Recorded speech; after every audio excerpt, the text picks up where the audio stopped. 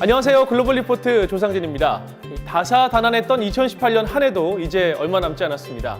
저희 글로벌 리포트는 2018년을 돌아보며 한 해 동안 많은 사람들의 주목을 끌었던 세계 소식을 정리해보는 시간 마련했는데요.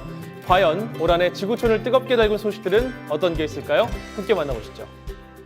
올해 태국 동물 소년들의 기적적인 생존 이야기가 전 세계인들에게 커다란 감동을 선사했습니다.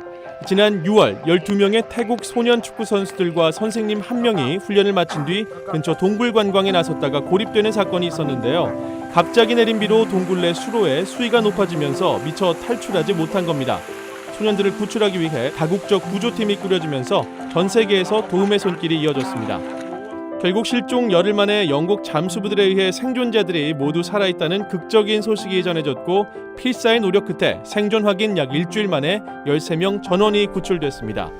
고립 기간 동안 자신은 굶으면서도 음식을 아이들에게 나눠주고 아이들이 희망을 잃지 않도록 다독인 선생님과 소년들의 생활을 위해 발벗고 나선 다국적 구조팀과 의료팀의 역할, 그리고 소년들의 의지가 어우러져 기적의 송환이 극적으로 이뤄질 수 있었습니다. 올 한 해도 전 세계 자연재해로 인한 피해가 극심했습니다. 특히 북미 대륙을 강타한 허리케인이 미국을 비롯한 중남미 국가들에 큰 피해를 입혔습니다. 지난 9월 미국 남동부를 강타한 허리케인 플로렌스는 최대 36인치의 물폭탄을 쏟아내면서 70년간 미국에서 두 번째로 많은 비를 뿌린 허리케인으로 기록됐습니다. 플로렌스의 상처가 채 아물기도 전에 10월에는 허리케인 마이클이 미 남동부를 강타하면서 최소 2만여 명의 이재민이 발생했는데요. 시속 250km 이상의 강풍을 동반하면서 많은 사망자와 실종자가 발생하는 등 인명피해도 컸는데요. 약 20일 동안 현지에 끼친 피해액만 최소 145억 달러가 넘었습니다.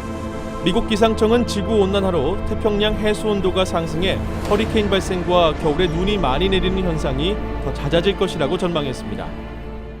올 한 해 사람들의 이목을 가장 많이 끈 만남은 바로 도널드 트럼프 미국 대통령과 김정은 북한 국무위원장의 역사적인 미북 정상회담이었습니다.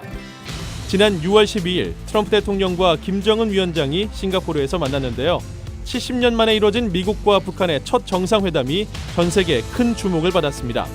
미북 정상은 회담을 통해 새로운 미북 관계 수립과 항구적인 평화체제 구축, 한반도의 완전한 비핵화와 한국전쟁 미군 유해 송환 등 4개 항을 담은 공동성명을 채택했습니다. 그러나 일각에서는 공동성명에 미국이 강조했던 완전하고 검증 가능하며 불가역적인 비핵화, 즉 CVID가 포함되지 않았고 구체적인 북한의 비핵화 일정표가 없다는 비판이 나오기도 했는데요. 두 번째 만남이 예고된 2019년 새해 초 두 정상이 어떤 메시지와 합의를 도출해낼지 많은 관심이 쏠리고 있습니다.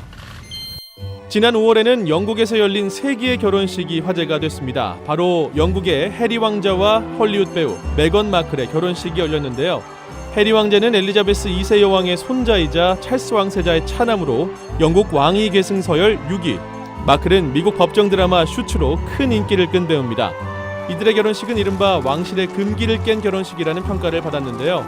영국 왕실이 배우자를 맞을 때 금기시하는 이혼 이력, 평민, 카톨릭 이 세 가지를 마클이 다 갖췄기 때문입니다.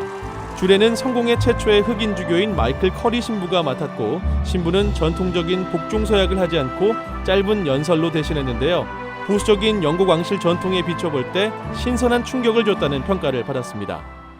쿠바 하면 떠오르는 사람, 바로 피델 카스트로 전 국가평의회 의장이죠. 쿠바 공산혁명의 지도자로 지난 1959년부터 집권해 2006년까지 쿠바를 통치한 인물입니다. 그 이후에는 동생인 라울 카스트로 의장이 자리를 이어받아 통치해왔습니다. 하지만 지난 4월 쿠바 전국인민권력회의는 국가수반인 새 국가평의회 의장에 미겔 마리오 디아스 카넬 베르무데스 수석 부의장을 선출했다고 공식 발표했습니다. 59년 동안 계속됐던 쿠바의 카스트로 시대가 막을 내리고 이른바 혁명 후 세대가 그 자리를 물려받게 된 것입니다. 지난 7월에는 사유재산 및 시장경제 도입을 추진하는 개헌안이 의회를 통과했습니다. 또 성차별 금지 원칙을 명문화하는 등 사회개혁을 위한 조치를 취하는 내용도 개헌안에 포함시켰는데요. 그러나 라울 카스트로 전임 의장이 2021년까지 공산당 총서기직을 유지하고 쿠바 지도부 역시 대부분 변함이 없다는 점을 들어서 쿠바가 극적인 변화를 보이지 않을 것이라는 전망도 제기되고 있습니다. 지금까지 글로벌 리포트 조상진이었습니다.